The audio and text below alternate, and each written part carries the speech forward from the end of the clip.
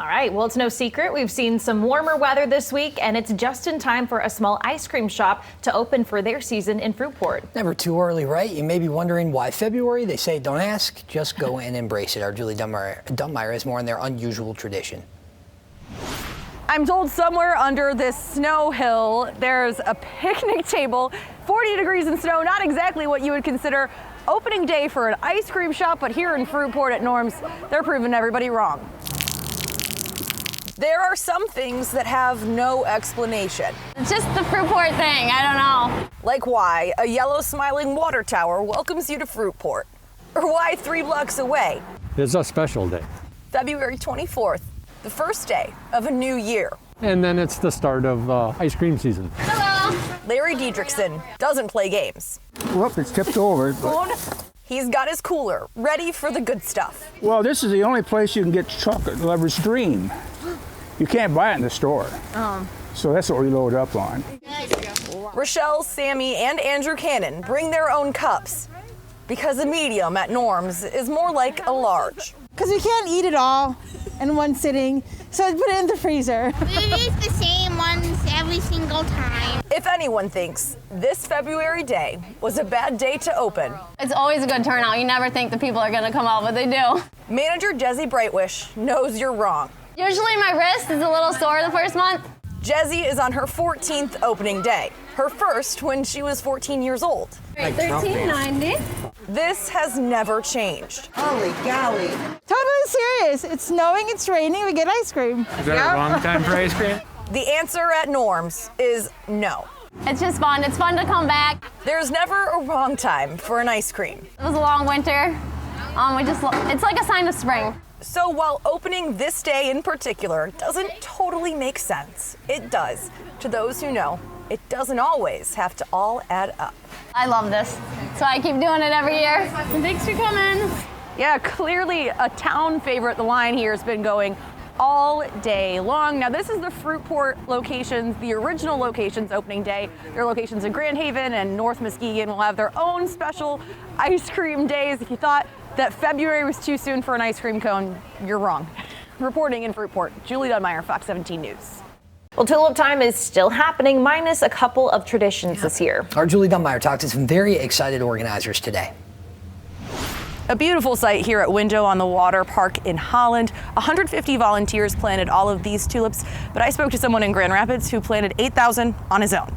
Tulip time is not canceled. You can't stop them. Look at the tulips, they're blooming. Weathering a hard winter for many reasons. A spring bloom is in order. We're really focusing much more on the tulips and the community and the heritage. Some traditions canceled, And since we can't Dutch dance this year, you can come and see all the costumes. but new ones starting. 8,000 total. Like Holland is a tribute to the Netherlands. I always just try to refresh it so I make sure I have a solid color palette. Miles Lawton brought a little bit of Holland, Michigan to his Grand Rapids front yard. I look a little crazy, but I mean, that's okay. A little crazy when just a few weeks back, this was the yard. They were all covered. It looks like there's like ghosts hiding all over my front lawn. Those little ghosts are Miles' tulips, kept nice and warm for his newest addition. This didn't exist last year at this time. A path to his front door where Miles says all are welcome to take a picture. I have parents that stop with their kids and say their kids specifically ask for them to drive past the house. Because while they will only be around for so long,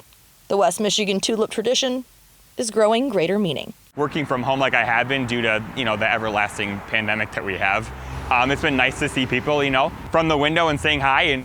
And a reminder to anyone who hasn't been out here before, there's absolutely no picking of the tulips. You can actually face a fine if you do that. Peak bloom is supposed to be next weekend. Reporting, Julie Dunmeyer, Fox 17 News. Well, former Southwest Michigan amusement park and zoo is back on the auction block after sitting vacant for almost a decade. Fox 17's Michael Martin got the chance to tour what was once the Deer Forest Fun Park in Coloma and has the story. A few decades ago, this former amusement park in Coloma was full of deer, bears, peacocks, alligators, many different exotic animals, and interesting things to do. Now the property full of, well, just memories. But it's up on the auction block right now looking for its new owner and its next chapter of life. It was magical. Tucked in the back of a wooded neighborhood in Coloma sits the remnants of a particularly unique West Michigan destination. This is a fun place for a little kid. The sign out front still reads Deer Forest. Being able to feed the deer, that was really exciting. No deer here today, though. The property that was once Deer Forest Fun Park is now up for auction to the highest bidder. It comes with so much history and memories, but it has so much promise of what it could be going forward. Originally opened back in 1949, the 25-acre property was once home to hundreds of deer and other exotic animals like ostriches, bears, alligators, and camels. Could someone resurrect it into a zoo amusement park, subject to zoning from the city and the township? That'd be great. Or maybe some other creative reuse, RV park we've heard. So I think it's a great opportunity for someone who's looking for a project. You're going to need some financial resources to bring this back to life, but lots of interesting possibilities. A 1952 newspaper ad for the park estimated they saw roughly 200,000 visitors a season at the time. Obviously, a lot of the improvements are still here. Some of the improvements have had deterioration over the year because it's been vacant for about a decade, but some of the buildings are quite still in fair shape. What was once a haunted house burned down in recent years, but a collage of mementos from the past still dot the property. Just seeing this pumpkin and the genie was always my favorite. You know, they have the play areas where the children used to play, and many of the fences are still up where, you know, you could see the deer on the other side. Not to mention the multiple animal habitats, Noah's Ark model, and the skeletons of once thrilling amusement park rides. It was something that we all did back then. We probably did it at least once each summer, maybe a couple of times each summer.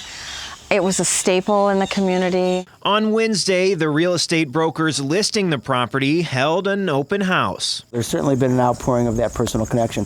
Unfortunately, the interest in buying the property has been a little lighter than we had hoped. Certainly some potential buyers stopping by, but at least a few of the visitors had mostly nostalgia on their minds. Certain things look familiar. The yellow boxes where you can hear the storybook tales, I definitely remember those. And the little key, you had to have your key to listen to the stories on Storybook Lane, and it was called your forever key. Yeah, so I guess this is the end of forever. Getting one last look at what was and pondering the possibilities of just what might come next for the old Deer Forest Fun Park. I hope whoever buys it, I'm sure it's going to be developed, but I hope they appreciate the history that was here, that was behind it. Now, for more information on actually putting a bid in on the property or for a whole gallery of behind-the-scene images, head to our web article at fox17online.com. For now, though, in Coloma, Michael Martin, Fox 17 News. What do you think? There's a lot of potential there, isn't there? Long-time dream of yours, yeah. Can't wait to see what it becomes next. Yeah, it'll be fun. Michael, thanks.